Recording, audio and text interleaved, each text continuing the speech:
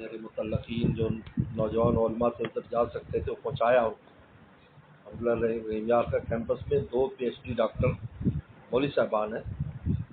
میری ترغیب پر انہوں نے PhD کی. وہاں ماشاءاللہ بڑے لیکچرر پروفیسر وہی ہے, پورا اس کی ذمہ داری ان کے پاس.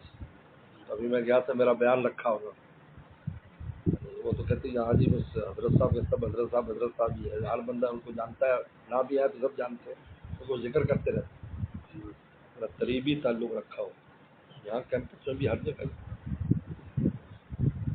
یہ ضرورت ہے اس فیلڈ میں بھی, پر وہ بھی ہماری بچے ہیں, ان کی اچھی ذہن سازی ہو, وہ ہو, کام ہو. اور علماء تو ماشاءاللہ جہاں بھی جائیں گے ان کا ضرور اثر پڑتا ہے. جب سے علماء اسکولوں وغیرہ میں آئے ہیں, بچوں میں نماز روزہ یہ وہ, اس کی بہت فرق پڑ گیا. پہلے نہیں تھا. میں بھی اسکول پڑھا, 70 کی دہائی میں ہم نے اسکول پڑھا ہے. 60-70 میں اسکولوں کے اندر کوئی ایسا ماحول نہیں تھا. اسلامیات کا جو ہوتا تھا گھنٹہ وہ بڑی مشکل سے پڑھتے تھے. پڑھانے والے بھی غیر عالم ہوتے تھے, بس وہ بھی اپنی مرضی سے جو بھی شرح کرتے. جب علماء کرام آئے بہت فرق پڑ گیا.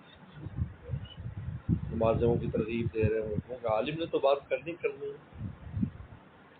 یعنی کتنی بعض کالجوں میں اسکولوں میں یعنی حضور صلی اللہ علیہ وسلم کی ان کا جی سنتیں کیسے ہم سنت پر عمل کریں گے, تو بڑے حضرت کی جو پیارے نبی کی پیاری سنتیں ہیں سینکڑوں میں نے تقسیم کرائے. اسٹوڈنٹ بچوں نے بچیوں نے لی. ان کو استاد سے کہا کہ جی ان کا اچھا میں مولانا سے پوچھتا ہوں, تو میں نے بھجوائی وہاں پر. اگر وہ کوئی بھی عمل کریں گے تو ماشاءاللہ بہت اچھا کرتے ہیں آپ الحمدللہ. بس دین کی وہ بھی دین کی خدمت ہے, روٹی تو مل ہی جاتی ہے. دونوں شعبے خدمت کے ہیں, تعلیم اور طب. یہ مال پانی کے نہیں ہیں. تعلیم بھی خدمت کا شعبہ ہے, چاہے دنیوی تعلیم ہو, اور طب بھی خدمت کا شعبہ ہے. ڈاکٹری پیسے کمانے کے لیے نہیں ہے. جنہوں نے ڈاکٹری ایجاد کی ہے انہوں نے مفت خدمت کی. علامہ فارابی کے بارے میں لکھا ہے کہ پورے سال میں 2 دینار لیتے تھے صرف تنخواہ, پورے سال میں, اور ایک جوڑے میں پورا سال گزار دیتے تھے. اس کی دھو لیتے تھے, پہن لیتے تھے. علامہ فارابی اتنا بڑا آدمی ہے. ابن سینا کہتا ہے کہ مجھے اس کی کتاب سمجھنے کے لیے 200 بار پڑھنی پڑی.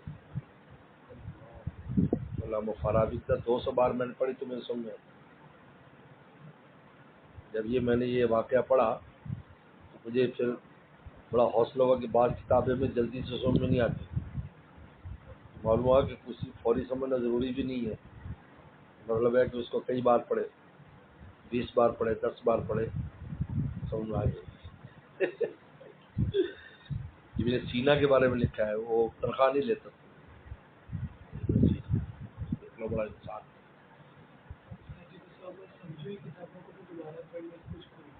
یہ بات ہے. اسی طرح ہر دفعہ نئی بات سامنے